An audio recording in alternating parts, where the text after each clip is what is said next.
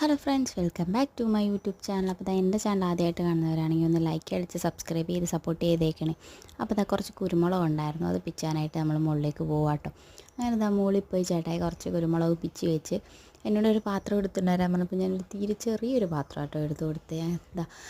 നമുക്ക് തോട്ടിയില്ലാത്തതുകൊണ്ട് പൈപ്പിനകത്ത് കമ്പൊക്കെ വെച്ച് അഡ്ജസ്റ്റ് ചെയ്ത് വേറെ കുറേ കുഞ്ഞ് കമ്പോടൊക്കെ വെച്ച് കെട്ടിയാട്ടോ വെച്ചാൽ അതാണ് ഇപ്പോൾ കാണിച്ചത്. അങ്ങനെ കുഞ്ഞു കുഞ്ഞു കുരുമുളക് കുറച്ചേറെ ഉണ്ടായിരുന്നു, അത് പറിച്ചു.